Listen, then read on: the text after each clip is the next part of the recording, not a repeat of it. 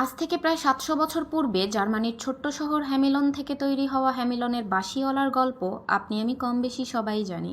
তখনকার সময় জার্মানিবাসী হ্যামিলনের বাঁশিওয়ালার সুরে এতই বেশি মুগ্ধ হয়ে গিয়েছিল যে হ্যামিলনের বাঁশিওয়ালার পিছনে যে তাদের ছোট ছোট বাচ্চাগুলো ছুটে যাচ্ছে সেদিকে কারো হুঁশই ছিল না। কিন্তু যখন হুঁশ ফিরল তখন তাদের করার কিছুই ছিল না, কারণ হ্যামিলনের বাঁশিওয়ালা সেই বাচ্চাগুলোকে নিয়ে পৌঁছে গেল একটি পাহাড়ে এবং পাহাড়টি মুহূর্তেই দ্বিখণ্ডিত হয়ে গেল। বাচ্চাগুলো চিরদিনের জন্য হারিয়ে গেল এবং জার্মানির শহরে কোনোদিনই আর দেখা মেলেনি সেই হ্যামিলনের বাঁশিওয়ালার। জার্মানিবাসীর যখন হুঁশ ফিরল তখন হায় হায় করা ছাড়া আর কিছুই উপায় ছিল না। বাংলাদেশে হ্যামিলনের বাঁশিওয়ালা ঢুকে গেছে।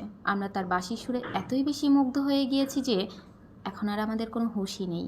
কিন্তু হে বাংলার দামাল ছেলেরা, তোমাদের একদিন হুঁশ ফিরবে, আর তখন তোমরা হায় হায় করা ছাড়া কোনো উপায়ই খুঁজে পাবে না। সময় আছে এখনও, হ্যামিলনের বাঁশিওয়ালাকে ত্যাগ করো।